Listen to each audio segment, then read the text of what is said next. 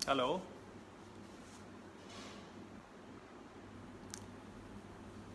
मुझे उम्मीद है कि आप लोग देख पा रहे हैं मुझे।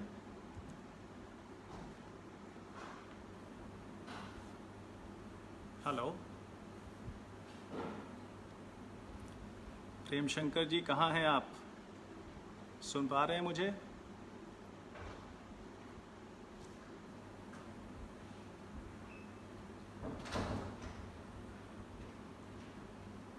चलिए, कुछ लोग तो दिखाई दिए। आवाज़ मेरी साफ दिखाई दे रही है? पिक्चर ठीक आ रही है?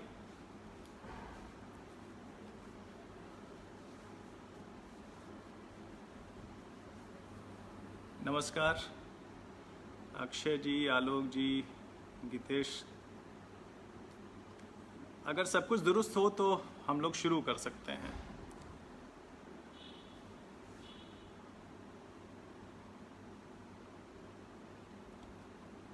एक इसमें काठमांडू से भी साथी जुड़े हुए हैं, वासुदेव अधिकारी जी। लाल बहादुर जी नमस्ते। चलिए, तो शुरुआत करते हैं। समय से 1 मिनट ज़्यादा हो गया है। मैं जनमत की पूरी टीम का शुक्रिया कहना चाहता हूं कि उन्होंने मुझे अपने पेज पर आमंत्रित किया मेरी कविताओं के साथ। और ये एक बहुत अच्छा इनिशिएटिव है। जनमत पिछले काफ़ी मुझे लग रहा है कि 1 महीने से ज़्यादा वक्त हो गया है जब रोज़ कोई रचनाकार, साहित्यकार, कवि, रंगकर्मी, जो एक्टिविस्ट हैं, सभी आ रहे हैं, अपनी बात रख रहे हैं। एक आजकल का जो दौर है, कोरोना पैंडमिक से हम सभी लोग अफेक्टेड हैं और एक दूसरे से रचनात्मक गतिविधियों के लिए भी नहीं मिल पा रहे हैं। हमारी जो अपनी गैदरिंग होनी चाहिए, जो मेल मिलाप होना चाहिए, वो नहीं है। तो डिजिटल जो मीडिया है उसका बेहतरीन इस्तेमाल भी इस दौर ने हमें सिखाया है कि कैसे जो है वो हम लोग अपने अभियान को, अपने काम को, अपनी रचनात्मकता को आगे बढ़ाते रहें और तमाम लोगों से जुड़ें। इसकी ताकत ये है कि हम जिन्हें जानते हैं उनसे तो हम जुड़ते ही हैं। तमाम ऐसे लोग जो हमारी जैसी सोच, हमारे जैसे विचार रखते हैं, उनसे भी हम जुड़ते हैं। तो मैं आप सभी श्रोताओं का, दर्शकों का जो इसमें जुड़े हुए हैं जनमत के पेज पर, एक बार शुक्रिया कहते हुए और आपका स्वागत कहते हुए मैं अपनी कविताएं जो है आपको सुनाना चाहता हूँ। कुछ कविताएं। ये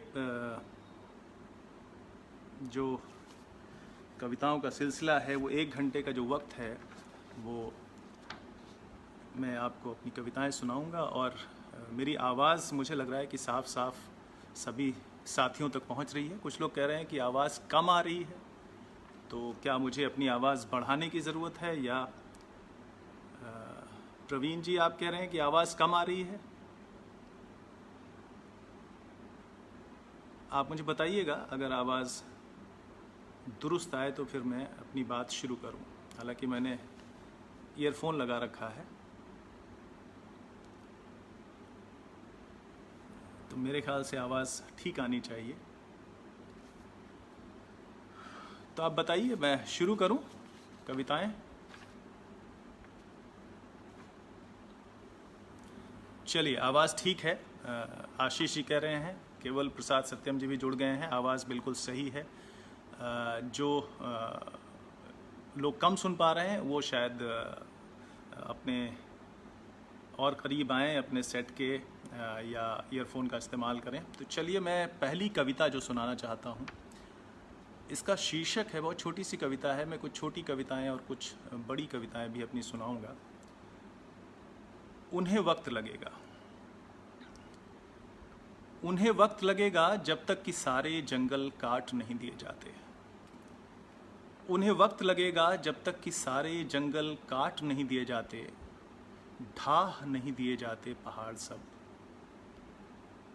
जब तक कि सारे जंगल काट नहीं दिए जाते, ढाह नहीं दिए जाते पहाड़ सब, जबकि जहरीली ना हो जाएं सारी नदियाँ, जबकि जहरीली ना हो जाएं सारी नदियाँ, पकड़ी ना जाएं सारी मछलियाँ, उन्हें वक्त लगेगा।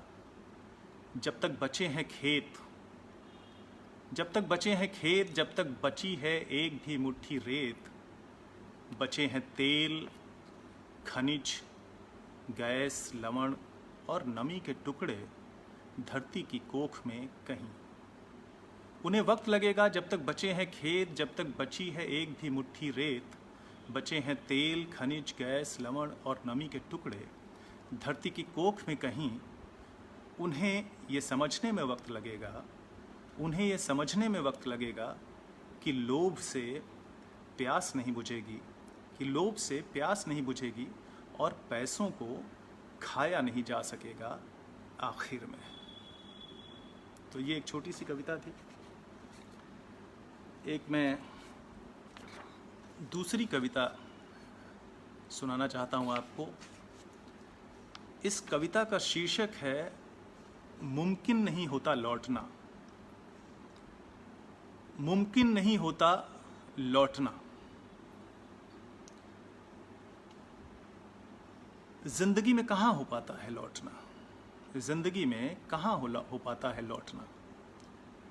मगर मुद्दत बाद लौटा था मैं उस जगह जिसे वो शहर कहता था।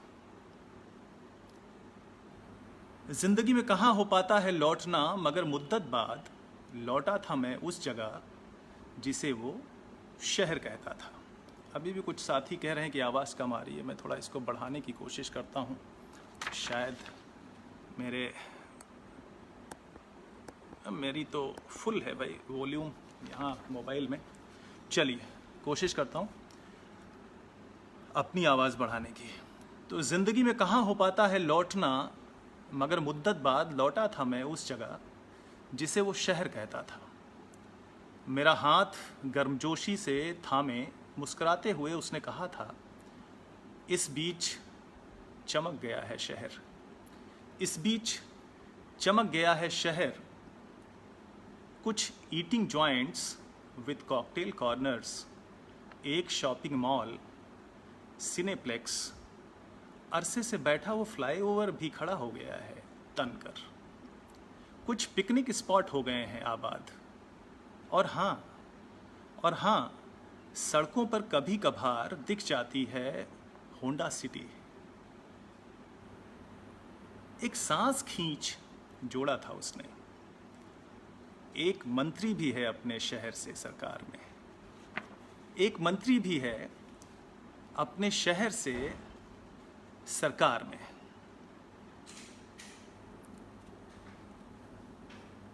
कोई कह रहा है कि आवाज़ बिल्कुल नहीं आ रही है, ऐसा कैसे हो सकता है? चलिए, कुछ लोग कह रहे हैं कि आवाज़ ठीक आ रही है। तो चलिए भाई अपना सेट देखिए आप लोग। तो मेरा हाथ गर्मजोशी से थामे मुस्कुराते हुए उसने कहा था कि इस बीच चमक गया है शहर। कुछ eating joints with cocktail corners, एक शॉपिंग मॉल, सिनेप्लेक्स, अरसे से बैठा हुआ वो फ्लाईओवर भी खड़ा हो गया है तनकर। कुछ पिकनिक स्पॉट्स हो गए हैं आबाद।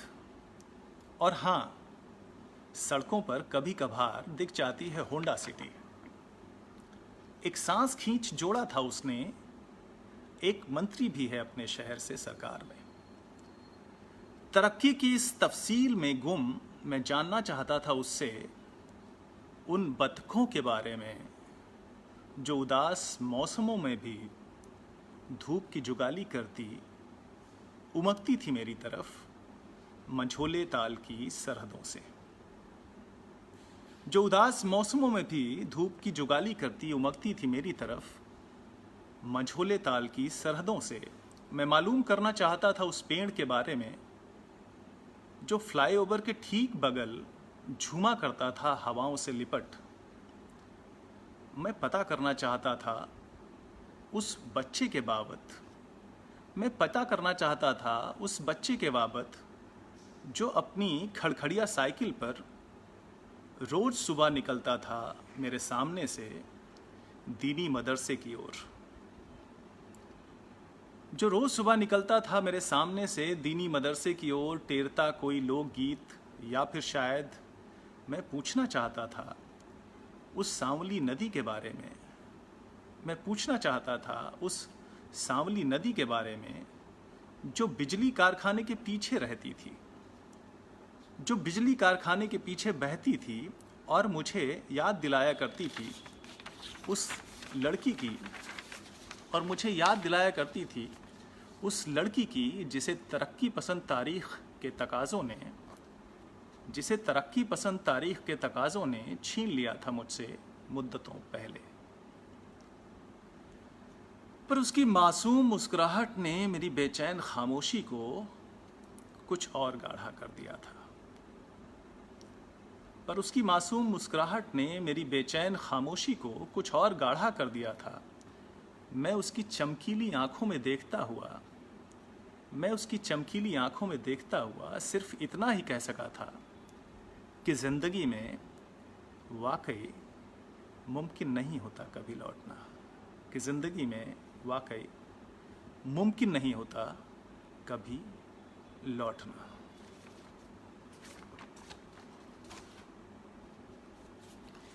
ये जो कविताएं मैं आपको अभी सुना रहा हूँ, ये सारी मेरी नई कविताएं हैं।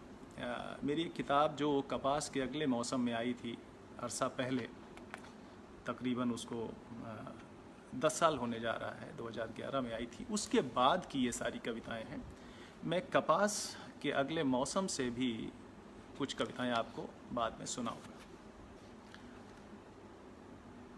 ये मेरी जो तीसरी कविता है, मैं देख रहा हूँ काफ़ी लोग जुड़ रहे हैं और आवाज़ तो ठीक ही आ रही है। अक्षय भारद्वाज जी, चलिए, बहुत बहुत शुक्रिया साथी लोग जितने भी जुड़े हुए हैं। लोभ से प्यास नहीं बुझेगी और पैसों को खाया नहीं जा सकेगा। बिल्कुल ठीक बात है। चलिए, तो हम आगे बढ़ते हैं। कविताएं पढ़ते हुए मैसेजेस देख पाना थोड़ा मुश्किल होता है। चलिए, उसको कविता पढ़ने के बाद में अमित लिख रहे हैं, ज़िंदगी में वाकई कभी मुमकिन नहीं होता लौटना। बिल्कुल सही बात है, कोशिश भी करते हैं हम लोग तो नहीं लौट पाते हैं। तीसरी कविता का शीर्षक है एक खिड़की का इंतज़ार। हम लोग घरों में देखते हैं खिड़की होती है, तो अचानक उस खिड़की पे मेरी नज़र गई, तो उस पे एक कविता जो है वो आपके सामने पेश है। दीवारों के बीच गुमसुम अकेली रहती है एक खिड़की। दीवारों के बीच गुमसुम अकेली रहती है एक खिड़की, इस इंतज़ार में कि कभी आएगा कोई उसकी तरफ, कि कभी आएगा कोई उसकी तरफ और खोलेगा ज़िंदगी के बंद कपाट। कभी आएगा कोई उसकी तरफ और खोलेगा ज़िंदगी के बंद कपाट।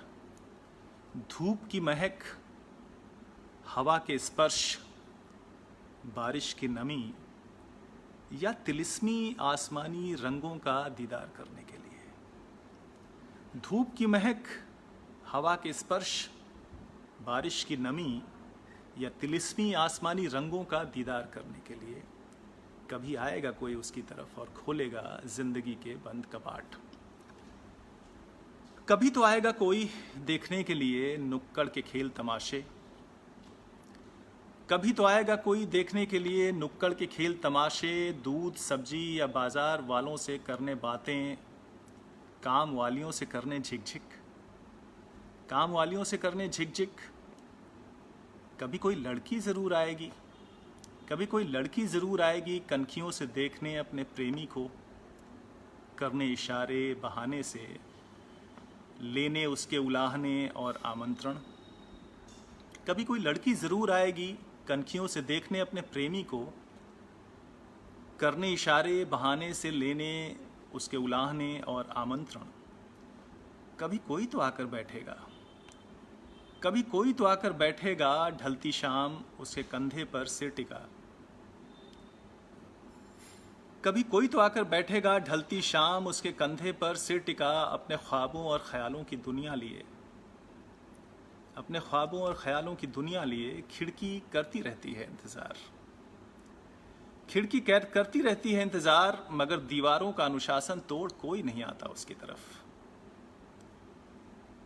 खिड़की करती रहती है इंतज़ार, मगर दीवारों का अनुशासन तोड़ कोई नहीं आता उसकी तरफ, क्योंकि वो बेजान, निर्मम और सख्त दीवारों की रौबदारी का वक्त है।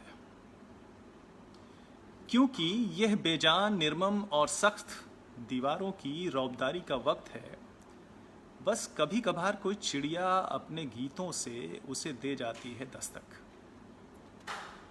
बस कभी कभार कोई चिड़िया अपने गीतों से उसे दे जाती है दस्तक, या हवा का कोई झोंका हौले से पहुंचा जाता है उस तक मौसम का नया संदेश। या हवा का कोई झोंका हौले से पहुंचा जाता है उस तक मौसम का नया संदेश। ये इंतज़ार भी क्या चीज़ है? ये इंतज़ार भी क्या चीज़ है? बंद कपाटों के बाहर फैली खूबसूरत ज़िंदगी से मुलाकात का इंतज़ार। ये इंतज़ार भी क्या चीज़ है? बंद कपाटों के बाहर फैली खूबसूरत ज़िंदगी से मुलाकात का इंतज़ार। इस एक इंतज़ार में मुद्दत से दीवारों के बीच गुमसुम अकेली रहती है एक खिड़की, अकेली रहती है एक खिड़की। शुक्रिया दोस्तों, कई लोग इसमें जुड़ गए हैं। मोहम्मद मूसा खान साहब खुद रचनाएं करते हैं और लगातार सक्रिय रहते हैं।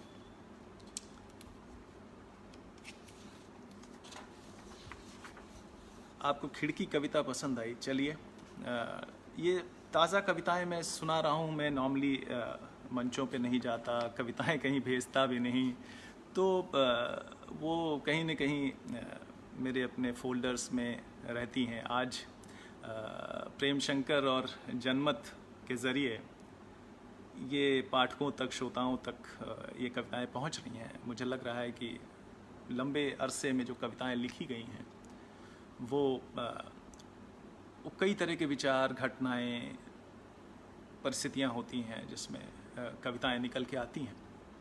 तो खिड़की के बाद, एक खिड़की का इंतज़ार के बाद एक छोटी सी कविता मैं सुना रहा हूँ। इसका शीर्षक है अपरिचित। हम जिसे नहीं जानते हैं, अपरिचित।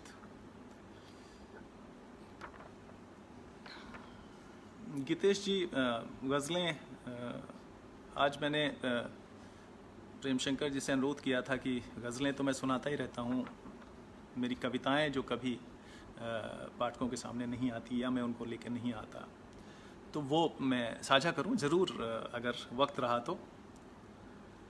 एक कविता है अपरिचित, बहुत छोटी सी कविता है। मैं अपनी प्यास के कटोरे में गर्म रेत की नमी भरता कोई राही हूँ। मैं अपनी प्यास के कटोरे में गर्म रेत की नमी भरता कोई राही हूँ। तुम एक नदी हो निश्चल। मैं अपनी प्यास के कटोरे में गर्म रेत की नमी भरता कोई राही हूं। तुम एक नदी हो निश्चल। मैं अदृश्य गोलियों के बीच दुश्मन सरहदों की तरफ ढकेला गया शरणार्थी हूं। मैं अदृश्य गोलियों के बीच दुश्मन सरहदों की तरफ ढकेला गया शरणार्थी हूं। तुम एक आश्रय हो आत्मीय। तुम एक आश्रय हो आत्मीय। मैं हिंसक भाषाओं के भयावह शोर से घिरा खामोशी का शिल्पकार हूं। मैं हिंसक भाषाओं के भयावह शोर से घिरा खामोशी का शिल्पकार हूं। तुम एक शब्द हो स्वतंत्र। तुम एक शब्द हो स्वतंत्र। मैं हिंसक भाषाओं के भयावह शोर में घिरा खामोशी का शिल्पकार हूं। तुम एक शब्द हो स्वतंत्र। मैं मृत्यु की मोहक अदाओं का सच्चा आशिक हूं। मैं मृत्यु की मोहक अदाओं का सच्चा आशिक हूं और तुम एक जिंदगी हो चंचल। मैं मृत्यु की मोहक अदाओं का सच्चा आशिक हूं और तुम एक जिंदगी हो चंचल। हम दरअसल एक दूसरे से अपरिचित दो अलग अलग दुनिया के लोग हैं। हम दरअसल एक दूसरे से अपरिचित दो अलग अलग दुनिया के लोग हैं। तुम मेरे लिए अपना कीमती वक्त बर्बाद मत करो। तुम मेरे लिए अपना कीमती वक्त बर्बाद मत करो।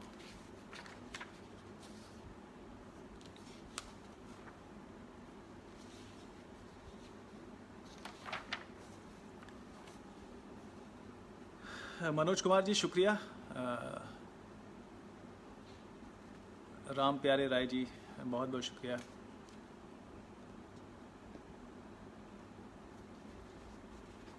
तारा दुगर जी बहुत बहुत शुक्रिया। केवल प्रसाद जी आप जुड़े हुए हैं। चलिए कविता का सिलसिला आगे बढ़ाते हैं जिसके लिए हम लोग जुड़े हुए हैं। इस कविता का शीर्षक है वहाँ एक नदी थी। वहाँ एक नदी थी। वहाँ एक नदी थी खिलखिलाती हुई, जिसके तटबंधों को तुमने तरक्की के नाम पर गाद कीच उगलते शहरों और कारखानों से पाट दिया है। वहाँ एक नदी थी खिलखिलाती हुई, जिसके तटबंधों को तुमने तरक्की के नाम पर गाद कीच उगलते शहरों और कारखानों से पाट दिया है। वहाँ एक जंगल था लहकता हुआ। वहाँ एक जंगल था लहकता हुआ, जिसकी कोख तुमने पत्थर रेत कंक्रीट और काठ के लिए अपने लोभ की बारूद से भर दी है। वहाँ एक जंगल था लहकता हुआ, जिसकी कोख तुमने पत्थर रेत कंक्रीट और काठ के लिए अपने लोभ की बारूद से भर दी है। वहाँ झूमती फसलों का एक सीवान था। वहाँ झूमती फसलों का एक सीवान था, जहाँ अब तुम्हारे आतिशी अरमानों का महल है। जहाँ अब तुम्हारे आतिशी अरमानों का महल है। वहाँ थी अमन का पैगाम देती किसी फकीर की एक मज़ार। वहाँ थी अमन का पैगाम देती किसी फकीर की एक मज़ार, जिसे ज़मींदोज़ कर बना डाला है तुमने राजपथ। जिसे ज़मींदोज़ कर बना डाला है तुमने राजपथ। तुम्हें अब याद भी नहीं होगा कि जिन दिलों पर हुकूमत का नशा था तुम्हें याद भी नहीं होगा कि जिन दिलों पर हुकूमत का नशा था तुम्हें, उनमें भल मनसाहत भी थी। उनमें भलमनसाहत भी थी, भरोसा था, उम्मीद थी, मोहब्बत और सपने थे, और जिनमें तुमने अपनी बातों और हरकतों से बो दी है नाउम्मीदी। और जिनमें तुमने अपनी बातों और हरकतों से बो दी है नाउम्मीदी, उड़ेल दिया है अविश्वास और नफरत का जहर। इतिहास बनाने की रौ में ये तुमने कैसा भविष्य रच दिया है। इतिहास बनाने की रौ में ये तुमने कैसा भविष्य रच दिया है। शुक्रिया साथी, छोटी कविता थी ये।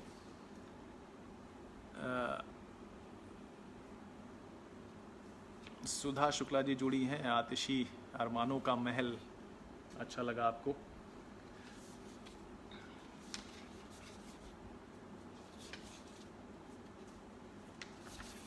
एक मैं कविता सुनाना चाहता हूँ जिसका शीर्षक है अमित। डॉक्टर अमित भी जुड़ गए हैं। स्वागत है अमित इस मंच पर आने के लिए। हाँ, इस कविता का शीर्षक है टोपियाँ। टोपी जो लगाते हैं लोग, उन्होंने अपने लिए तय की हैं अलग अलग टोपियां। उन्होंने अपने लिए तय की हैं अलग अलग टोपियां। टोपियों के लिए क्या क्या नहीं किया उन्होंने, टोपियों के लिए क्या क्या नहीं किया उन्होंने। कुछ ने इतिहास के अंधेरे तहखाने खंगाले, कुछ ने इतिहास के अंधेरे तहखाने खंगाले। जाति धर्म की उर्वर धरती, कईयों ने त्याग बलिदान संघर्ष ध्यान तप अध्यात्म के बहाने से बुनी टोपियां।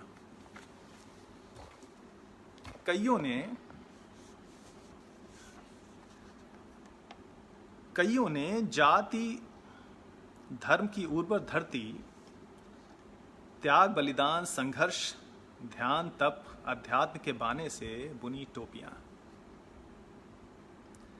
कितनों ने निचोड़ डाला दुनिया भर के फूल पत्तों का रस, कितनों ने निचोड़ डाला दुनिया भर के फूल पत्तों का रस और रंग डाली अपनी बदरंग टोपियां, और रंग डाली अपनी बदरंग टोपियां। कुछ टोपियों की तलाश में जा पहुंचे आकाश पर, कुछ टोपियों की तलाश में जा पहुंचे आकाश पर और नोच लाए चांद टोपी, और नोच लाए चांद टोपी। जिन्हें कुछ समझ नहीं आया, जिन्हें कुछ समझ नहीं आया, उन्होंने दूसरों की टोपियां चुराई। जिन्होंने कुछ समझ नहीं आया, उन्होंने दूसरों की टोपियां चुराई और लिख डाला अपना नाम एक दिन। इतना होने पर भी तमाम ऐसे हैं जिनके सिरों पर नहीं है कोई टोपी। इतना होने पर भी तमाम ऐसे हैं जिनके सिरों पर नहीं है कोई टोपी। उन पर कभी भी टूट पड़ सकता है पहाड़, उन पर कभी भी टूट पड़ सकता है पहाड़, या उनके सर किए जा सकते हैं कलम कभी भी, या उनके सर किए जा सकते हैं कलम कभी भी। क्योंकि इस टोपी समय में टोपियां सुरक्षा की पहली शर्त है। क्योंकि इस टोपी समय में टोपियां सुरक्षा की पहली शर्त है। ये दुनिया एक बार फिर से दो हिस्सों में बंट गई है।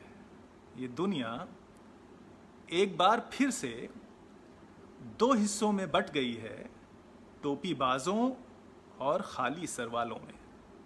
टोपीबाजों और खाली सर वालों में।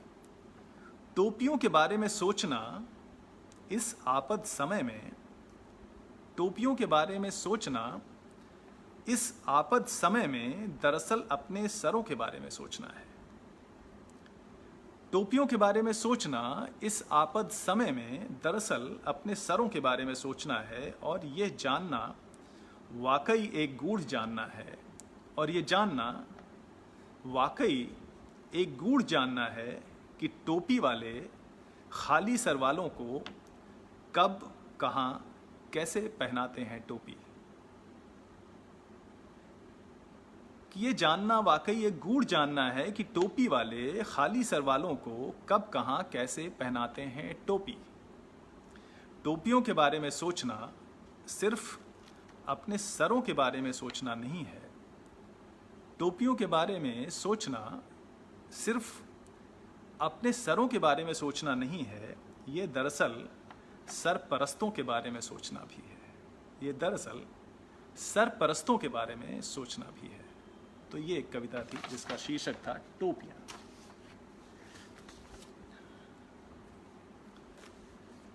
अब मैं आपको एक छोटी सी कविता और सुनाता हूँ। ये कपास के अगले मौसम से किताब मैंने उठा ली है, और इसमें से कुछ कविताएं मैं आपको, कुछ छोटी और कुछ एक आध लंबी कविताएं भी आपको मैं सुनाऊंगा। एक कविता है जिसका शीर्षक है विधि का शासन। विधि का शासन मतलब रूल ऑफ लॉ, कानून का राज, कानून का राज। तो कानून का राज जो है वो विधि का शासन।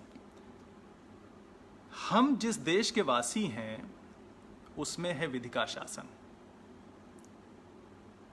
हम जिस देश के वासी हैं उसमें है विधि का शासन। तुम गरीब गुरबा छोटे छोटे व्यापारी, सब मेहनत कश खेतिहर बुड़बक, शिक्षक और समीक्षक, बाबू नौकर, सबके सब जो 100 करोड़ हो।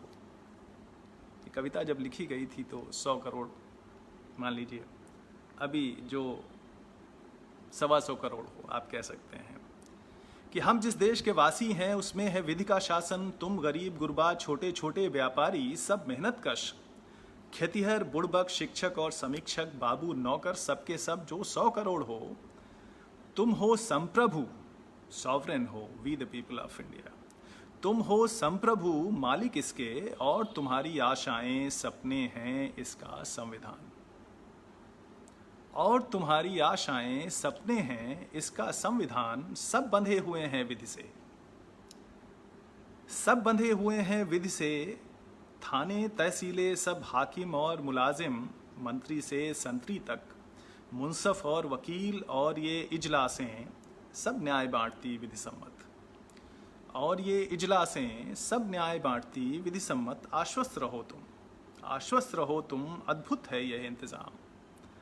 आश्वस्त रहो तुम, अद्भुत है ये इंतज़ाम, जो राष्ट्रवादियों ने तुम सबके हित में किया हुआ है, जो राष्ट्रवादियों ने तुम सबके हित में किया हुआ है। अब जैसे मैं तुम्हें लूट लूं, अब जैसे मैं तुम्हें लूट लूं, मारूं तुमको।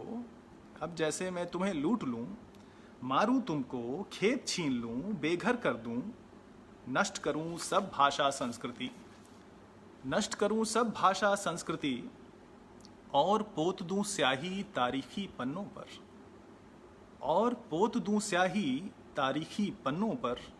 मानवता की हदें तोड़ दूं, मानवता की हदें तोड़ दूं, और छोड़ दूं सज्जनता की सारी बातें। अब जैसे मैं तुम्हें लूट लूं, मारूं तुमको, खेत छीन लूं, बेघर कर दूं, नष्ट करूं सब भाषा संस्कृति, और पोत दूं स्याही तारीखी पन्नों पर। मानवता की हदें तोड़ दूं, और छोड़ दूं सज्जनता की सारी बातें। ये भी हो सकता है सारा देश बेच दूं, ये भी हो सकता है सारा देश बेच दूं, संविधान को फाड़ हिंद सागर में फेंकूं, संविधान को फाड़ हिंद सागर में फेंकूं। इससे भी ज़्यादा कुछ कर दूं, इससे भी ज़्यादा कुछ कर दूं, तब भी तुम चिंता मत करना, तब भी तुम चिंता मत करना, धीरज रखना। तब भी तुम चिंता मत करना, धीरज रखना।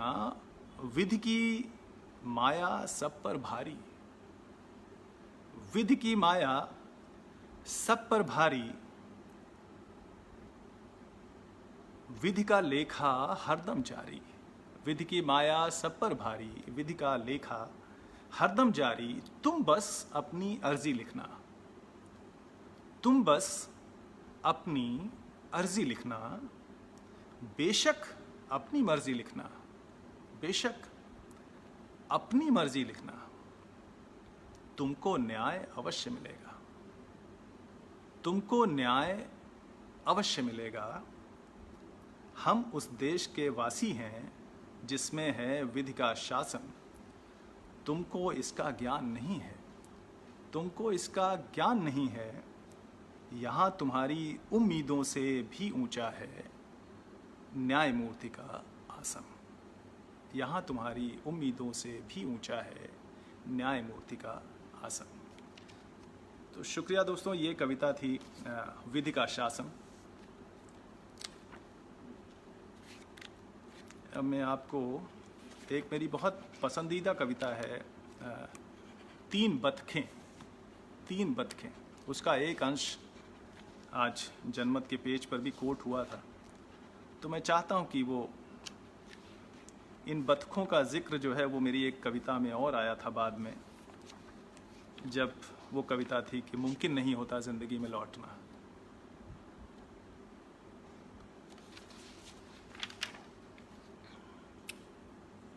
अब भाई सारी मेरी ही सलाह माननी है लोगों को तो फिर क्या ही बात है। मैंने कंसल्टेंसी नहीं खोली हुई है, तो ये जो है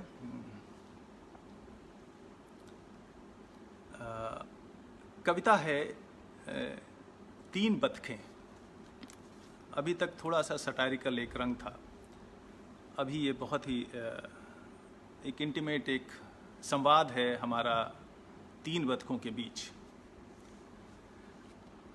एक जगह में रहता था तो मेरे घर पे एक छोटा सा तालाब था, उसमें तीन बतखें थी। तो वो कविता जो है एक अरसा दौरान जब मेरी उनकी बातचीत बतखों से होती रही तो मुझे लगा कि शायद ये बतखें जो है वो हमेशा मेरे साथ रहने वाली हैं, मेरी स्मृतियों में रहने वाली हैं, मैं इन्हें भूल नहीं पाऊँगा।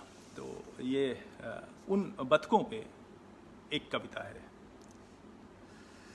मेरे हिस्से की धरती पर रेशम की सफ़ेद गेंदों सी लुढ़कती तुम इस तरह मेरे साथ थी, जैसे साथ थी उड़न छू तितलियों और बौने मेढकों की बची हुई नस्लें। मेरे हिस्से की धरती पर रेशम की सफ़ेद गेंदों सी लुढ़कती तुम इस तरह मेरे साथ थीं, जैसे साथ थीं उड़न छू तितलियों और बौने मेढकों की बची हुई नस्लें। और भब्बड़ शोर के इस दौर में सुरीली सीटियां बजाते झींगरों की जुझार पीढ़ियां भी थीं। और भब्बड़ शोर के इस दौर में सुरीली सीटियां बजाते झींगरों की जुझार पीढ़ियां थीं। तुम इस तरह साथ थी जैसे उतरती शाम के साये में भेड़ों के काफिले जैसी झाड़ियां और सुस्ताते हाथियों के झुंड जैसे पेड़ थे। तुम इस तरह मेरे साथ थी जैसे उतरती शाम के साये में भेड़ों के काफिले जैसी झाड़ियां और सुस्ताते हाथियों के झुंड जैसे पेड़ थे, बिल्कुल साथ साथ, बिल्कुल साथ साथ। तुम्हारे होने भर से आबाद थी मेरी दुनिया, तुम्हारे होने भर से आबाद थी मेरी दुनिया, जबकि तुम्हें तो ये भी पता नहीं था, कि मेरी बेटी के दूधिया दांत बिल्कुल अभी अभी टूटे हैं, कि मेरी बेटी के दूधिया दांत बिल्कुल अभी अभी टूटे हैं और अभी तक उसने अंगूठा चूसना नहीं छोड़ा है। और अभी तक उसने अंगूठा चूसना नहीं छोड़ा है। और अपनी बात से इत्तेफाक ना रखने वालों को कहना, चुप करो मोटे कद्दू। तुम्हारे होने भर से आबाद थी मेरी दुनिया, जबकि तुम्हें तो ये भी पता नहीं था कि मेरी बेटी के दूधिया दांत बिल्कुल अभी अभी टूटे हैं और अभी तक उसने अंगूठा चूसना नहीं छोड़ा है। और अपनी बात से इत्तेफाक ना रखने वालों को कहना, चुप करो मोटे कद्दू। तुम्हें पता नहीं रहा होगा कि ये खादिमों की फ़ौज, तुम्हें पता नहीं रहा होगा कि ये खादिमों की फ़ौज जो हरदम दिखती है तुम्हारे चारों ओर, दरअसल बर्बाद हो चुके किसानों और बेकार हो गए मजदूरों के बच्चे हैं। तुम्हें तो पता ही नहीं रहा होगा कि ये खादिमों की फ़ौज जो हरदम दिखती है तुम्हारे चारों ओर, दरअसल बर्बाद हो चुके किसानों और बेकार हो गए मज़दूरों के बच्चे हैं, जो आज भी सरकारी मुलाजिम होने का ख्वाब देखते हैं, जो आज भी सरकारी मुलाजिम होने का ख्वाब देखते हैं। तुम्हें कहाँ पता रहा होगा कि ये फसलें जो लहक रही हैं तुम्हारे सामने, तुम्हें कहाँ पता रहा होगा कि ये फसलें जो लहक रही हैं तुम्हारे सामने, उन्हें उगाने में मेरी दमड़ी भी खर्च नहीं हुई है। उन्हें उगाने में मेरी दमड़ी भी खर्च नहीं हुई है, मगर सरकार मुझे इसकी पूरी कीमत देगी। तुम्हें सरकार के इस नियम के बारे में यकीनन पता नहीं रहा होगा। तुम्हें सरकार के इस नियम के बारे में यकीनन पता नहीं रहा होगा कि फसलों की पूरी कीमतें दरअसल उन्हें ही मिलती हैं जो खेतों के करीब कभी नहीं जाते। कि फसलों की पूरी कीमतें दरअसल उन्हें ही मिलती हैं जो खेतों के करीब कभी नहीं जाते। पहले तुम मुझे देखते ही ऐसे टाँ टाँ करती थी। पहले तुम मुझे देखते ही ऐसे टाँ टाँ करती थी जैसे मैं कोई कुत्ता, बिल्ली, बिचखोपड़ा या सियार हूं। तुम्हारा डर उतना गलत भी तो नहीं था। तुम्हारा डर उतना गलत भी तो नहीं था। मैं दिखता हूं आदमी की तरह। मैं दिखता हूं आदमी की तरह, और तुम्हें पता तो रहा ही होगा कि आदमी हमारी दुनिया का सबसे खतरनाक जानवर है। और तुम्हें पता रहा ही होगा कि आदमी हमारी दुनिया का सबसे खतरनाक जानवर है। तुम इन उचाट वक्तों में मेरे साथ ऐसे थी जैसे बड़हल, कैथ, जंगल जलेबी और काली मकोए की यादें थीं। तुम इन उचाट वक्तों में मेरे साथ ऐसे थीं जैसे बड़हल, कैथ, जंगल जलेबी और काली मकोए की यादें थीं। जैसे गुड़हल, कनेर, गुलाचीन और गूलर के रंग थे। जैसे माँ के पिटारे की खुशबू थी। जैसे माँ के पिटारे की खुशबू थी, या जैसे मेरी बीवी की उंगलियों से निकला मैगी मसाले का स्वाद था। या जैसे मेरी बीवी की उंगलियों से निकला मैगी मसाले का स्वाद था जब वो मेरी माशूक थी। थी। तुम मुझसे अनजान होते हुए भी मेरे लिए क्या क्या थी। तुम मुझसे अनजान होते हुए भी मेरे लिए क्या क्या थी, और मैं सब कुछ जानते हुए भी तुमसे, तुम्हारे दुखों से अनजान ही रहा। मैंने कभी नहीं चाहा कि तुम्हारे लिए तलाशूं एक सरोवर। मैंने कभी नहीं चाहा कि तुम्हारे लिए तलाशूं एक सरोवर जहां तुम अपनी चोंच में धूप के रेशे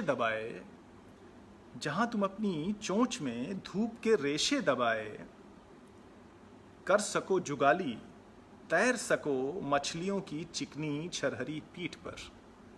तैर सको मछलियों की चिकनी छरहरी पीठ पर। बादलों से कर सको बातें, खेल सको। बादलों से कर सको बातें, खेल सको। सुनहरे हरे शैवालों से बेपरवाह। मैंने कभी नहीं जाना कि आज़ादी का नीला क्षितिज,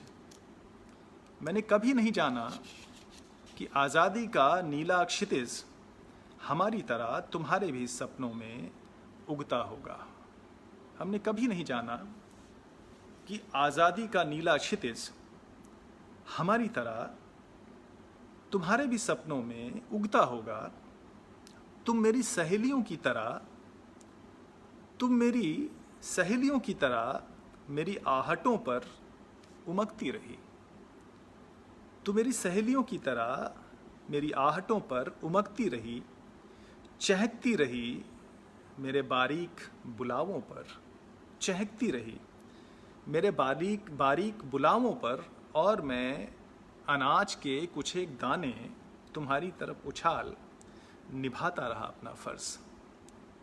और मैं अनाज के कुछ एक दाने तुम्हारी तरफ उछाल निभाता रहा अपना फर्ज। तुम हमारी फितरत से वाकिफ थी शायद। तुम हमारी फितरत से वाकिफ थी शायद, तभी तुमने भूल कर भी कभी नहीं किया अपने दर्दों का जिक्र। तभी तुमने भूल कर भी कभी नहीं किया अपने दर्दों का जिक्र। ये भी पता नहीं लगने दिया कि तुम्हारे एक साथी की गर्दन पर बिलार के पुराने झपट्टे का जख्म है। कि तुम्हारे एक साथी की गर्दन पर बिलार के पुराने झपट्टे का जख्म है,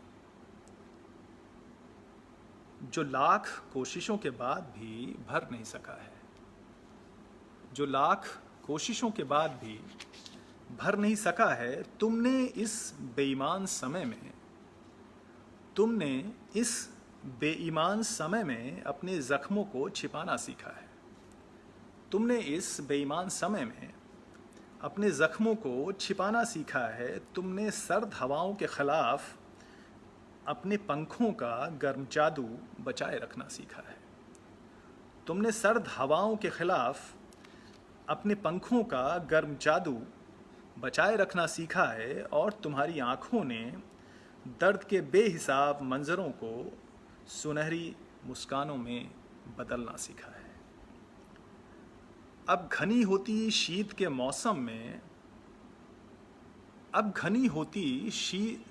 मौसम में तुम तीन नहीं हो, सिर्फ दो ही हो। तुम तीन नहीं हो, सिर्फ दो ही हो।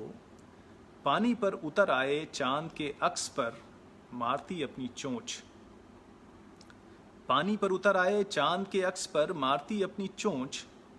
उछालती अपनी टेंटें टाँटां, उछालती अपनी टेंटें टाँटां आकाश की ओर।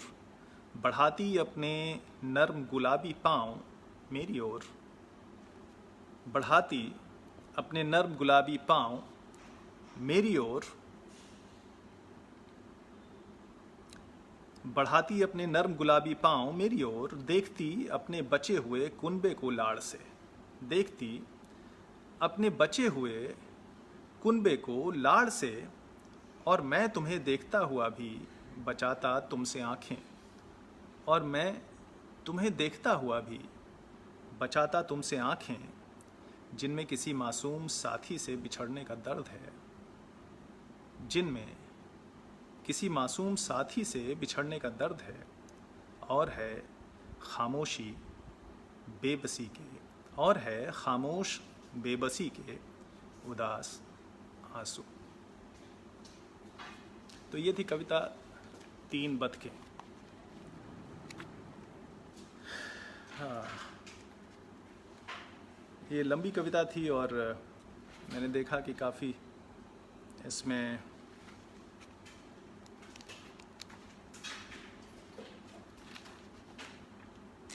मैं एक और छोटी कविता सुनाना चाहता हूँ।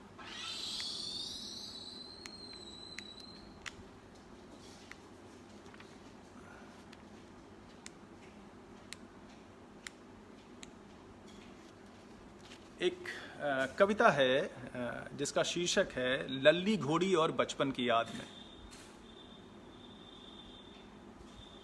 लल्ली घोड़ी और बचपन की याद में। हमें से ज़्यादातर साथी लल्ली घोड़ी को जानते होंगे और देखा होगा उन्होंने। तो चलिए, एक छोटी सी कविता है। झमाझम बारिशों के बाद शुरू होती थी तुम्हारी यात्रा। झमाझम बारिशों के बाद शुरू होती थी तुम्हारी यात्रा। कौन जाने कहाँ से कहाँ के लिए निकलता था तुम्हारा काफिला। कौन जाने कहाँ से कहाँ के लिए निकलता था तुम्हारा काफिला। वो कोई और ही दुनिया थी या सभ्यता के विकास का कोई नायाब कालखंड। वो कोई और ही दुनिया थी या सभ्यता के विकास का कोई नायाब कालखंड, जब हम तुम्हारे साथ खुशी खुशी गुजारते थे समूचा दिन। तुम सुर्ख त्वचा और काली धारियों वाली हमारी सहेली। तुम सुर्ख त्वचा और काली धारियों वाली हमारी सहेली हमारे शोर से बेपरवाह सरकती जाती थी गीली ज़मीन पर। तुम्हारे साथ रहते हुए मन में शायद ही रही हो कोई चाह। तुम्हारे साथ रहते हुए मन में शायद ही रही हो कोई चाह, सिवाय इसके कि हम कर सकते तुम्हारी पीठ पर सवारी, कि हम कर सकते तुम्हारी पीठ पर सवारी। आखिर तुम्हारा नाम लल्ली घोड़ी जो था, तुम्हारा नाम लल्ली घोड़ी जो था।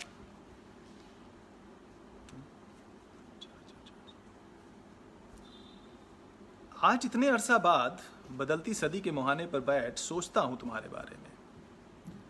आज इतने अरसा बाद बदलती सदी के मुहाने पर बैठ सोचता हूं तुम्हारे बारे में, जबकि सूरज में बढ़ गई है धधक, जबकि सूरज में बढ़ गई है धधक और सागर में झूम रही हैं ध्वंस की तरंगें, जबकि प्यास से दरकने लगी है धरती और चमचमाती दुनिया में हम हो चले हैं बहुत उदास। ये नहीं है सिर्फ तुम्हारी याद, ये नहीं है सिर्फ तुम्हारी याद, तुम्हारे जरिए हम फिर से समझना चाहते हैं उस विराट प्रकृति को जिसमें तुम शामिल थीं, जिसमें तुम शामिल थीं और हम भी, जिसमें तुम शामिल थीं और हम भी, जिसमें तुम शामिल थी और हम भी।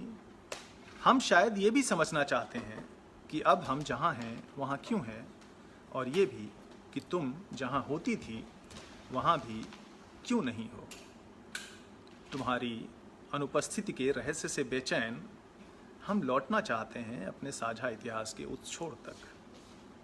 तुम्हारी अनुपस्थिति के रहस्य से बेचैन हम लौटना चाहते हैं अपने साझा इतिहास के उस छोर तक।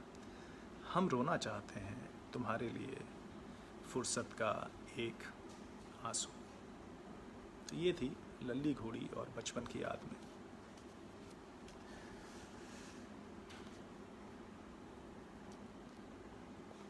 तो आप लोग सुन पा रहे हैं, मैं लगातार कविताएं सुनाए जा रहा हूँ। थोड़ा मेरी जो ये मोबाइल की बैटरी है वो भी अब कमज़ोर होने पड़ी है, तो मैंने इसका चार्जर मंगा लिया है।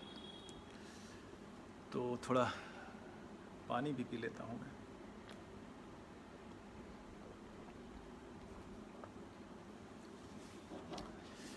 तो साथियों, काफ़ी लंबा वक्त हो गया मेरे ख्याल से। अभी कुछ समय है प्रेम शंकर जी, या ख़त्म किया जाए? नहीं सुनाते तो रहिए अमित जी। सुन पा रहे हैं बोधी जी। बोधी जी, आपका स्वागत है। आप कविताएं मैंने कल सुनी, और गोरखपुर एक शहर सुनना चाहते हैं? चलिए सुनाते हैं आपको, ढूंढते हैं।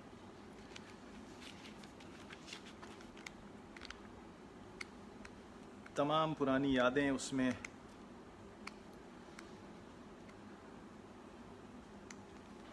चलिए उसको बाद में सुनाते हैं। एक कविता सुना देते हैं, एक सामने आ गई है। बचे हुए लोग,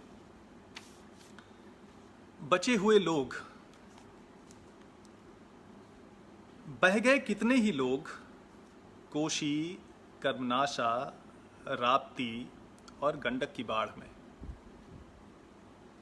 बह गए कितने ही लोग, कोशी, कर्मनाशा, राप्ती और गंडक की बाढ़ में। बदहवास आंधियों में उखड़ गए कितनों के ही पांव। कुछ दरक गए सूखी प्यासी मिट्टी की तरह, कुछ खो गए बर्फ की चादरों से मुंह ढांप, कुछ बने चिमनियों से निकलने वाला धुआं काला,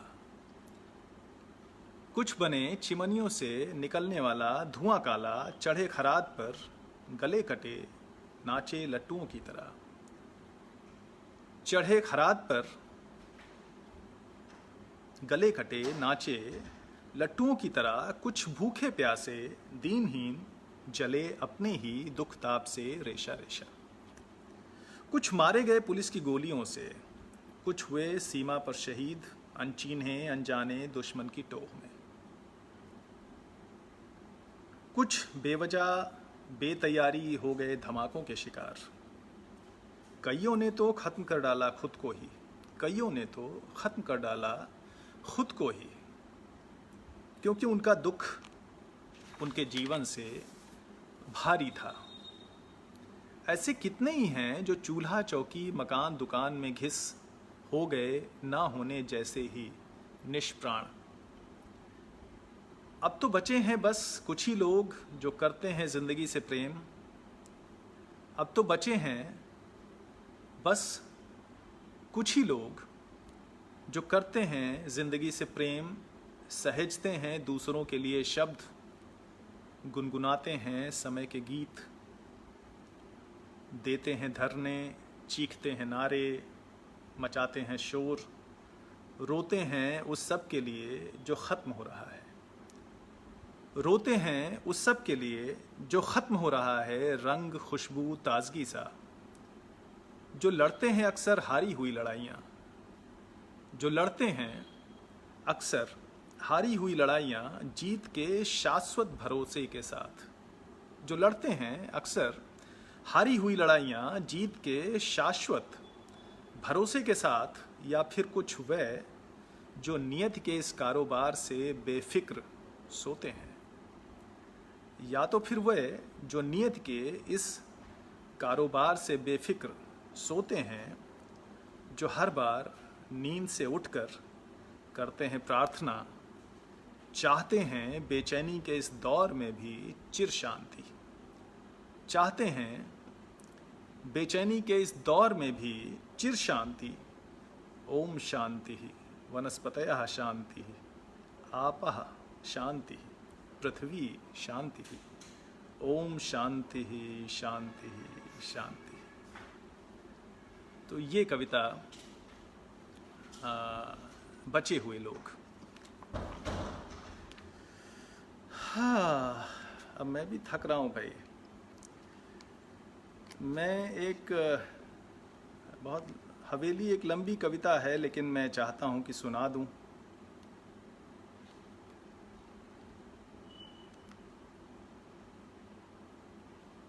चलिए कुछ प्रेम कविताएं सुना देते हैं, है ना। बहुत भारी भारी चीज़ें हो गई हैं। एक ज़िंदगी का होना एक शीर्षक है। मैं गज़लों से ख़त्म करूँगा, एक दो गज़लें सुना के ख़त्म करूँगा। अब मैं आपको कुछ एक दो प्रेम कविताएं सुना के और फिर गज़लें सुना के ख़त्म करूँगा, क्योंकि मुझे लग रहा है कि 8 के आसपास होने वाला है। तो हवेली, हाँ हवेली सुना देते हैं। चलिए इसके बाद हवेली सुनाते हैं। तो मेरी रातें तुम्हारे सपनों से भरी हुई हैं, मेरी रातें तुम्हारे सपनों से भरी हुई हैं, और मेरे दिन तुम्हारे यथार्थ से बोझिल। मेरी रातें तुम्हारे सपनों से भरी हुई हैं, और मेरे दिन तुम्हारे यथार्थ से बोझिल। मेरी उलझी हुई उम्मीदों का एक सिरा जुड़ता है बरबस तुमसे। तुम्हारी हंसी से खिले हुए हैं मेरे सुख, तुम्हारी हंसी से खिले हुए हैं मेरे सुख, और तुम्हारी आंखों की नमी से भीगे हुए हैं दुख मेरे। वो एक दुनिया जिसमें रिश्तों और रिवायतों के हैं बेशुमार मोर्चे,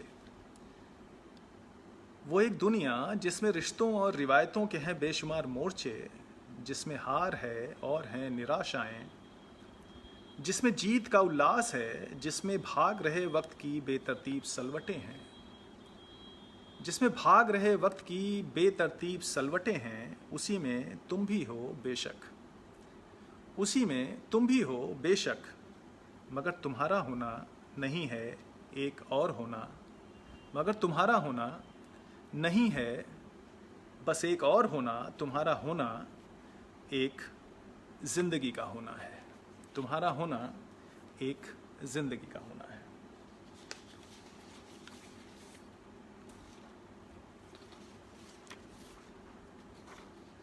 एक छोटी सी प्रेम कविता और सुनाना चाहता हूँ। इसका शीर्षक है अब तुम नहीं हो, अब तुम नहीं हो। हमारे इतिहास में बहुत कुछ नहीं था, हमारे इतिहास में बहुत कुछ नहीं था। एक पल था वो जब मैं तुम्हें देख रहा था, एक पल था वो जब मैं तुम्हें देख रहा था। तुम चांद को, चांद सूरज को, और सूरज जाने किसे देख रहा था। एक पल था वो जब मैं तुम्हें देख रहा था। तुम चांद को, चांद सूरज को, और सूरज जाने किसे देख रहा था। एक पल था वो जब मैं तुम में खोया था, तुम तारों में, तारे आसमान में, और आसमान जाने कहाँ खोया था। एक पल था वो जब मैं तुम में खोया था, तुम तारों में, तारे आसमान में, और आसमान जाने कहाँ खोया था। एक पल था वो जब मैं तुम्हारी आंखों में उलझा था, तुम बातों में, बातें नीम सर्द हवा में, और हवा जाने कहाँ उलझी थी। हमारे इतिहास का एक दौर वो भी था, हमारे इतिहास का एक दौर वो भी था जब मेरी दुनिया में सिर्फ तुम थी। हमारे इतिहास का एक दौर वो भी था जब मेरी दुनिया में सिर्फ तुम थी, तुम्हारी बातें थीं, चांद तारे सूरज और आसमान थे, या फिर थी नीम सर्द हवा। जब मेरी दुनिया में सिर्फ तुम थी, तुम्हारी बातें थीं, चांद तारे सूरज और आसमान थे, या फिर थी नीम सर्द हवा। और अब कितना कुछ है सब तरफ, और अब कितना कुछ है सब तरफ। मेरी सुबहों और शामों में उलझी एक पूरी दुनिया है। मेरी सुबहों और शामों में उलझी एक पूरी दुनिया है, जिसकी अपनी बेशुमार उलझने हैं, जिसकी अपनी बेशुमार उलझने हैं। फिलहाल ये बताना मुश्किल है, फिलहाल ये बताना मुश्किल है कि अब मैं किसे देखता हूँ। फिलहाल ये बताना मुश्किल है कि अब मैं किसे देखता हूँ, कहाँ खोया हूँ, किस में उलझा हूँ, क्योंकि अब तुम नहीं हो।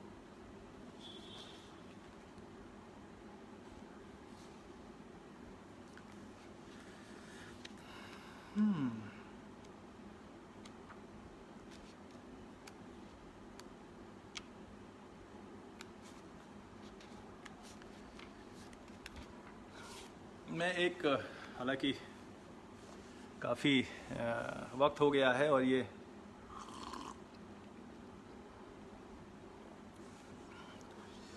कविता थोड़ी लंबी है, और इसे लंबी कविताओं को पढ़ने में थोड़ा ज़्यादा एनर्जी जाती है और कंसंट्रेशन लगाना पड़ता है। हवेली।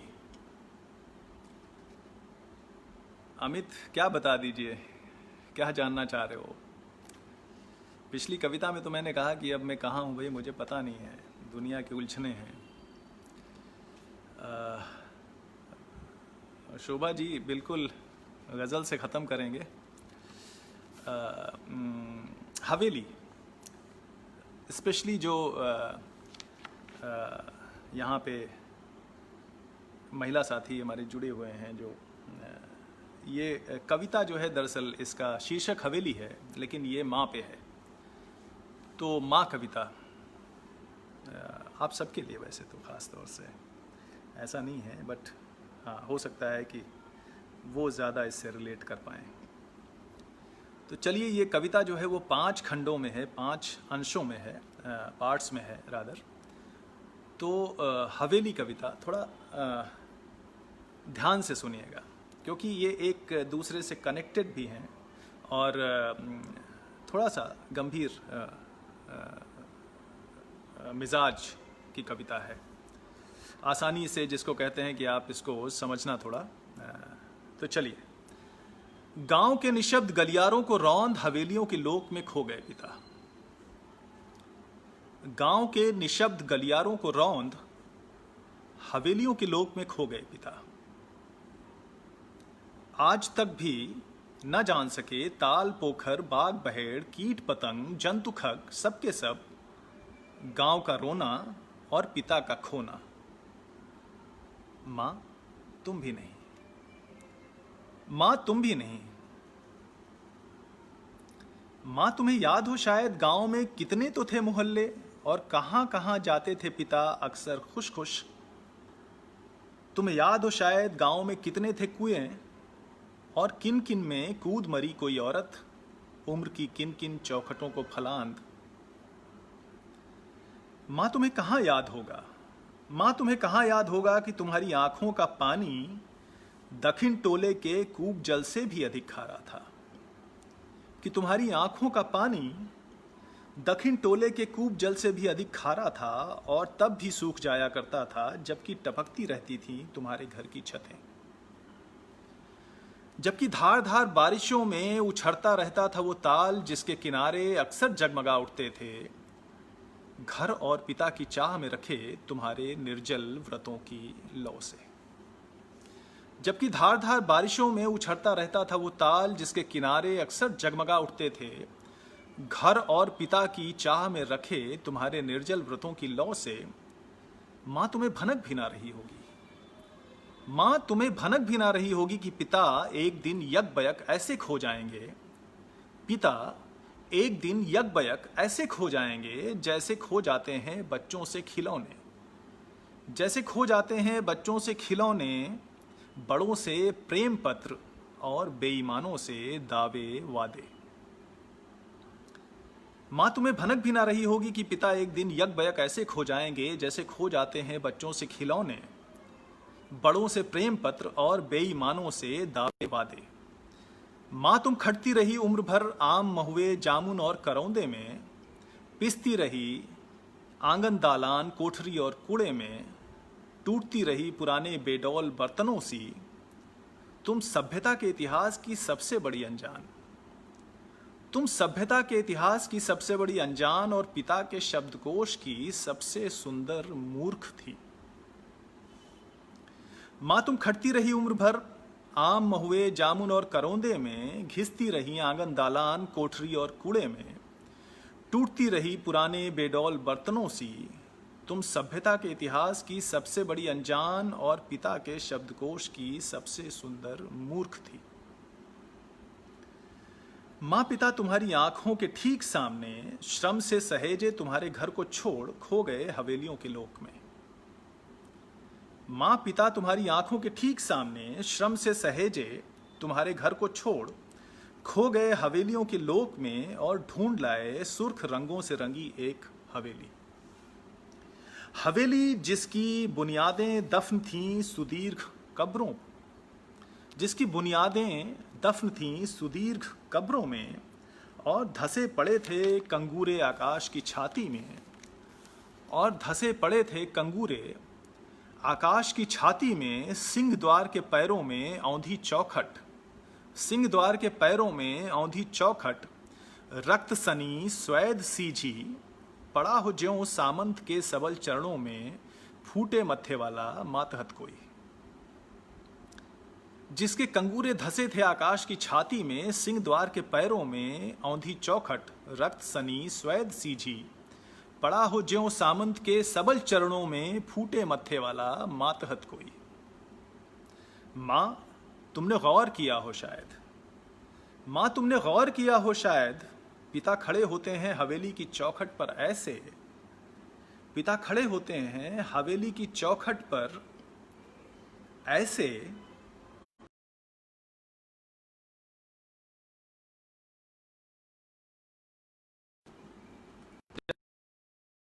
हैं।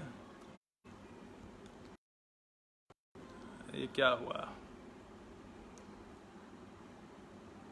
अरे यार, हेलो, आप देख पा रहे हैं हमें? ये बीच में अचानक गायब हो गया था।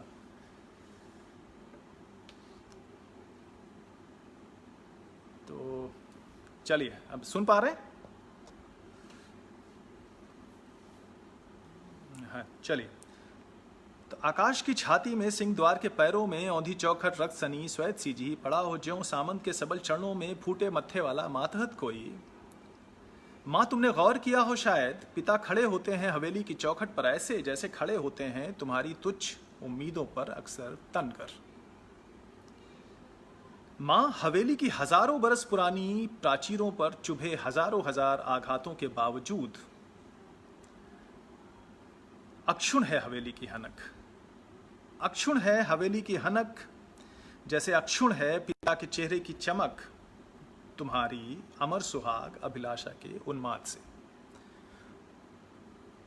हवेली की हजारों बरस पुरानी प्राचीरों पर चुभे हजारों हजार आघातों के बावजूद अक्षुण है हवेली की हनक, जैसे अक्षुण है पिता के चेहरे की चमक तुम्हारी अमर सुहाग अभिलाषा के उन्माद से।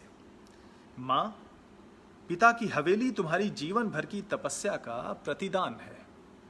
माँ, पिता की हवेली तुम्हारी जीवन भर की तपस्या का प्रतिदान है, किसी भी पुरुष द्वारा एक स्त्री को दिया गया अब तक का सबसे सुंदर उपहार। माँ, तुम इस हवेली की चौखटों, मीनारों, गुंबदों और प्राचीरों के बारे में सोचना। माँ, तुम इस हवेली की चौखटों, मीनारों, गुंबदों और प्राचीरों के बारे में सोचना। लोहे और लक्कड़ के मजबूत पिंजर में कबूतर की तरह फड़फड़ाना। लोहे और लक्कड़ के मजबूत पिंजर में कबूतर की तरह फड़फड़ाना, चमगादड़ की तरह हवेली के अंधेरे शयन कक्षों में लटक मत जाना उल्टी। चमगादड़ की तरह हवेली के अंधेरे शयन कक्षों में लटक मत जाना उल्टी, जहां रोशनी की पतली धार भी तुम्हें अंधा कर दे। जहां रोशनी की पतली धार भी तुम्हें अंधा कर दे। माँ, तुम आम, महुए, जामुन और करौंदे के बारे में सोचना। माँ, तुम आम, महुए, जामुन और करौंदे के बारे में सोचना। तुम पेड़ पौधों, चिड़ियों और पतंगों के बारे में, खिलौनों और खिलाड़ियों के बारे में सोचना। माँ, तुम अपने बारे में सोचना। माँ, तुम अपने बारे में सोचना। माँ, तुम अपने घर के लिए पिता की हवेली से लड़ना। माँ, तुम अपने घर के लिए पिता की हवेली से लड़ना। माँ, तुम इस हवेली में मत रहना। माँ, तुम इस हवेली में मत रहना। ये हवेली कविता का पहला भाग हुआ। तो आप देख रहे हैं कि ये कविता जो है वो लंबी है। तो अब चलते हैं दूसरे भाग की तरफ। हवेली की बारादरी में सज्जित हैं उन्नत ललाट, उदीप्त मुखाकृतियां शिल्पकारों की। गौर से सुनिएगा इसे। हवेली की बारादरी में सज्जित हैं उन्नत ललाट, उद्दीप्त मुखाकृतियां शिल्पकारों की। टंगे हैं मानचित्र कक्षों, वीथिकाओं और कंदराओं के। टंगे हैं मानचित्र कक्षों, वीथिकाओं और कंदराओं के। हवेली के ऊंचे गवाक्षों से जब उतरती है धूप, खिल उठती है बारादरी। हवेली के ऊंचे गवाक्षों से जब उतरती है धूप, खिल उठती है बारादरी। अभिजनता के बासी रूप रस गंध से मत। अभिजनता के बासी रूप रस गंध से मत। शिल्पकारों की श्रृंखला में खड़े मंद शिल्पकारों की श्रृंखला में खड़े मंद मंद मुस्कुराते हैं पिता। झनकृत हो उठती है सभ्यता, समाज और परिवार की ऐतिहासिकता। माँ, तुम उदास मन से ही सही। माँ, तुम उदास मन से ही सही पिता की मुस्कान के इतिहास पर सोचना।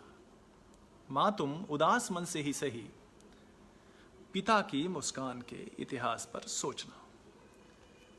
अब चलते हैं हवेली पार्ट 3। माँ, अगर सचमुच ऐसा होता तुम ना होती माँ। माँ, अगर सचमुच ऐसा होता कि तुम ना होती माँ, होती हंसुए से पहाड़ काटती पहाड़िन। होती हंसुए से पहाड़ काटती पहाड़िन। पढ़ी लिखी टीचर डॉक्टर। पढ़ी लिखी टीचर डॉक्टर। चलाती होती कोई ब्यूटी पार्लर। चलाती होती कोई ब्यूटी पार्लर। या होती बाजार के आईने में विज्ञापनों सी आत्ममुग्ध मॉडल कोई। विज्ञापनों सी आत्ममुग्ध मॉडल कोई। तो भी गौर करिएगा, तो भी निश्चय ही पिता होते तुम्हारे बिल्कुल साथ। तो भी निश्चय ही पिता होते तुम्हारे बिल्कुल साथ। अपनी छाया में तुम्हें समेटे। अपनी छाया में तुम्हें समेटे। तुम्हारे चारों ओर चक्रव्यूह सी जटिल संरचना वाले कवच को तुम्हारे चारों ओर संरचना वाले कवच को तुम्हारी सुरक्षा के लिए आवश्यक बताते हैं। तुम्हारी सुरक्षा के लिए आवश्यक बताते हैं। मां तुम पहले और अंत में, मां तुम पहले और अंत में अगर होती एक स्त्री भर, मां अगर तुम पहले और अंत में होती एक स्त्री भर, तुम निश्चय ही जानती कि चाह में तुम्हारे सुख और सुरक्षा की चिंता है। तुम निश्चय ही जानती कि तुम्हारे सुख और सुरक्षा की चिंता है। और ये बाहर होती, तुम हवेली से बाहर होती तो भी हवेली होती तुम्हारे भीतर। तुम हवेली से बाहर होती तो भी हवेली होती तुम्हारे भीतर, क्योंकि हवेली पिता के समाज शास्त्र की प्रयोगशाला है। क्योंकि हवेली पिता के समाज शास्त्र की प्रयोगशाला है। अब चलते हैं हवेली पार्ट 4, चौथे भाग की तरफ। ये तो मानना पड़ेगा मां, ये तो मानना पड़ेगा मां। असीम रऊफ साहब जुड़े हुए हैं। चलिए, आप गज़ल तो ये बाद में बात करते हैं इस पर। ये तो मानना पड़ेगा मां, पिता कितना सोचते हैं तुम्हारे बारे में। ये तो मानना पड़ेगा मां। आवाज़ बीच बीच में कट जा रही है। कैसे कट जा रही है? आवाज़ गड़बड़ आ रही है। अब आवाज़ का क्या करें भाई, अभी तक तो ठीक थी। आ रही है अब? बीच में कट रही है। अभी तो ठीक है। अब ठीक है दिलीप जी?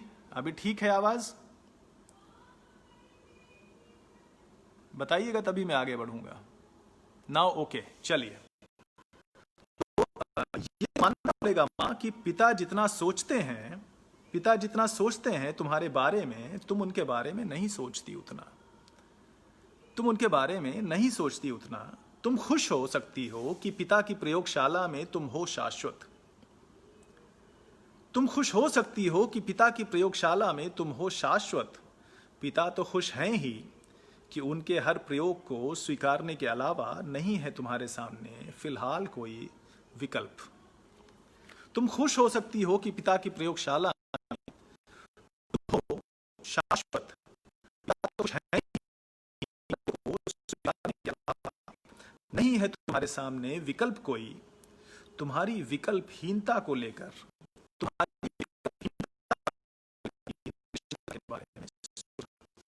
तुम्हारी विकल्पहीनता को लेकर पिता की निश्चिंतता के बारे में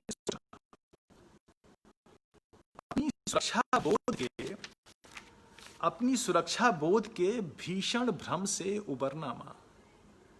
अपनी सुरक्षा बोध के भीषण भ्रम से उबरना मां, जैसे अंधेरी रातों से उबरते हैं उजले दिन।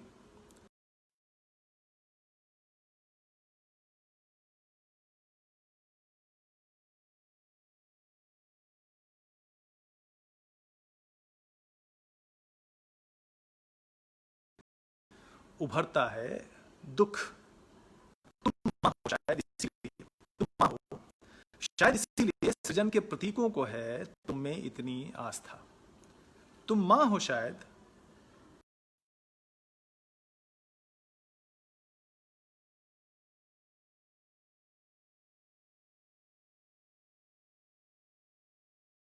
आवाज फिर कटने लगी।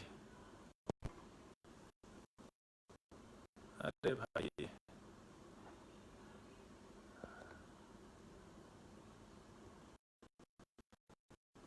कहाँ हो?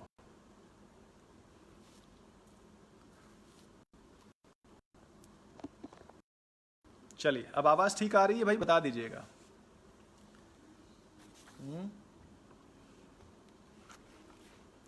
आवाज ठीक किया जाए। नेटवर्क प्रॉब्लम है। आवाज़,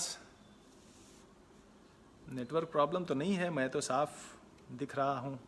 आवाज़ ठीक है या अभी भी नेटवर्क प्रॉब्लम है? ठीक है, चलिए आगे बढ़ें। अभी ठीक, चलिए इसको ख़त्म करते हैं, कविता लंबी थी। तुम उबरना 21वीं सदी के, तुम्हारा उबरना, चलिए इसको फिर से लेके आते हैं कि अपनी सुरक्षा बोध के भीषण भ्रम से उबरना माँ, अपनी सुरक्षा बोध के भीषण भ्रम से उबरना माँ, जैसे अंधेरी रातों से उबरते हैं उजले दिन, आग से उबरती है लौ और दर्द के दबावों से उबरता है दुख।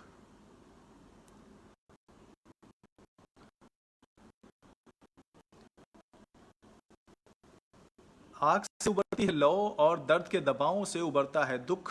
तुम माँ हो शायद इसलिए सृजन के प्रतीकों को है तुम में इतनी आस्था।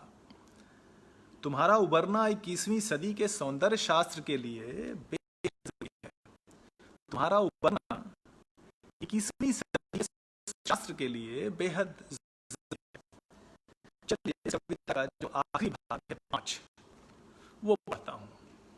मैं शायद ही इस कविता को आप सभी लिख सुन पा रहे हैं और मैं इसको पढ़ने की हिम्मत जुटा पा रहा हूँ। थोड़ा भाग हो सकते हैं और मुझे सबको चलिए आखिरी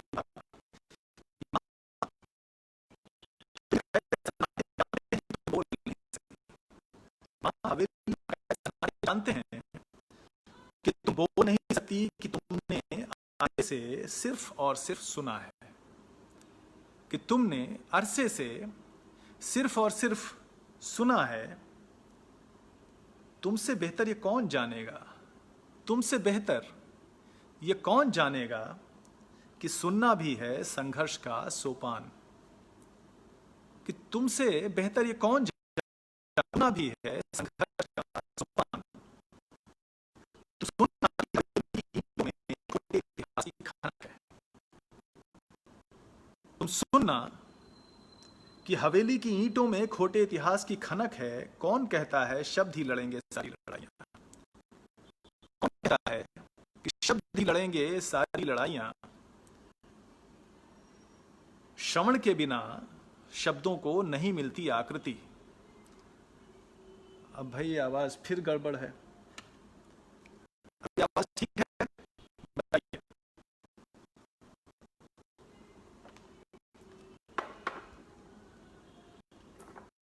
आवाज ठीक है या फिर गड़बड़ है? क्योंकि अगर आवाज ठीक नहीं है तो पढ़ने से कोई फायदा नहीं है। आप बताएंगे तब मैं आगे चलूंगा।